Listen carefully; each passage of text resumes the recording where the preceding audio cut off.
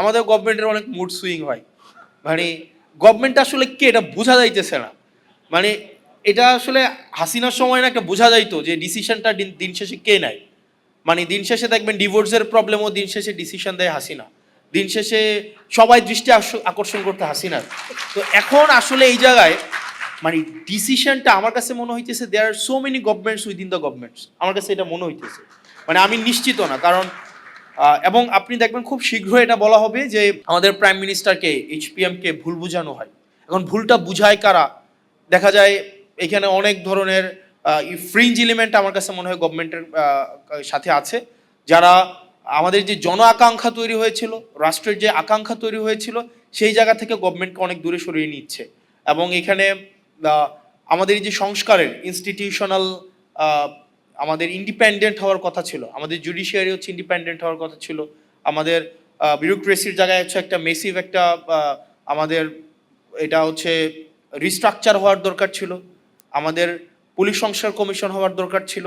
এই সব জায়গা থেকে গভর্নমেন্ট অনেক দূরে সরে গিয়েছে, কারণ গভর্নমেন্টের কাছে মনে হচ্ছে সে যদি সব কিছুকে নিয়ন্ত্রণ না করতে পারে, সবগুলাকে যদি মিসঅ্যাপ্রোপ্রিয়েট না করতে পারে, সে নাকি সরকার যথাযথভাবে চালাতে পারবে না।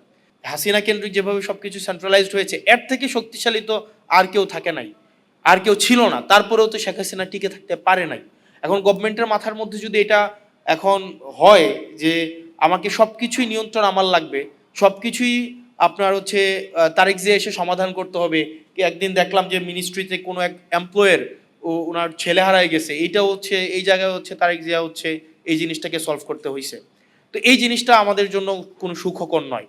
এবং ওই দিন জনাব সালাউদ্দিন সাহেব বললেন, উনি মানে স্বীকার করলেন, এটা গভর্নমেন্টের একটা দীনতা, উনি স্বীকার করলেন, মানে যা বলেছে সেটা মেনে নিয়েছে, শুধুমাত্র নির্বাচনটা যেন হয়ে যায়। এবং এটা এক ধরনের এর থেকে ভণ্ডামি, মানে উনি একটা সংসদের মধ্যে দাঁড়িয়ে উনি ওনার ভণ্ডামি, উনি ওনার হিপোক্রেসিকে জাতির সামনে প্রকাশ করছেন যে আমরা স্বীকার করে নিচ্ছি যে নির্বাচন যেন কোনোভাবেই পিছানো না হয়, সেজন্য আমরা একরকমের পরিচি মুঘলের হাতে খানা খেতে হবে একসাথে, এইভাবে হচ্ছে আমরা নির্বাচনটাকে মেনে নিয়েছি।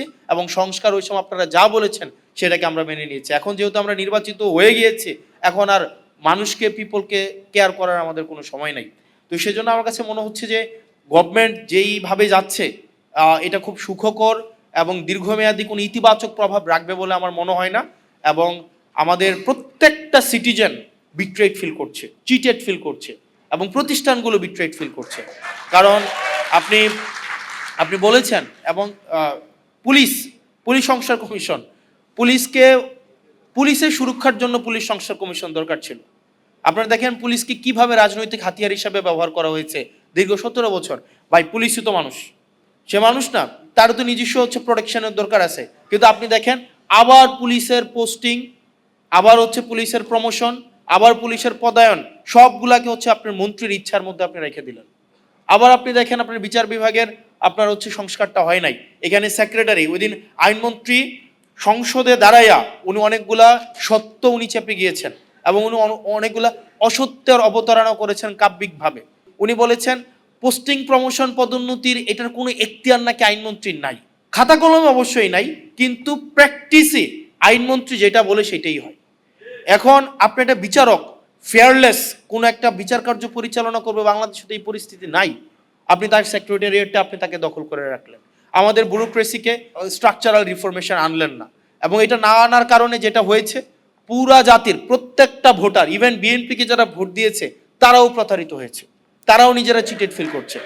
কারণ দিন শেষে তো বিএনপি রাষ্ট্র কাঠামোর বাইরে না। বিএনপির হয়তো আপনি যদি পার্টি পলিটিক্স করে কত, মানে একটা নির্দিষ্ট যদি অংশ 5% বা 10% পার্টি পলিটিক্স করে, ভোটার মানেই তো কর্মী না। যারা ভোট দিয়েছিল যে বিএনপি এসে এইগুলোর সংস্কার করবে, তারাও এখন বিট্রেড ফিল করছে। সেজন্য আমাদের এখন আবার রিঅর্গানাইজ হইতে হবে। আমাদের এখানে যারা আছে আমাদের রিঅর্গানাইজ হইতে হবে। আমাদেরকে মনে রাখতে হবে শুধুমাত্র ফাইটটা সংসদের ভিতরে না, আমাদের সংসদের বাইরে, আমাদের প্রত্যেকটা জায়গা থেকে আমাদের এই যে সংস্কারের যে আকাঙ্ক্ষা, আমাদের রাষ্ট্র কাঠামোর প্রত্যেকটা ব্যক্তি, প্রত্যেকটা আমজনতা যে নাগরিক হয়ে উঠবে, সেই লড়াইটা আমাদের সেটা অব্যাহত রাখতে হবে। সেটা সংসদের ভিতরে এবং সংসদের বাইরে একইভাবে অব্যাহত রাখতে হবে। আবার যেন এমন কোন সিস্টেম বিদ্যমান না থাকে যেই সিস্টেমের মধ্য দিয়ে আবার নতুন করে শেখ হাসিনা উৎপাদন না হয়।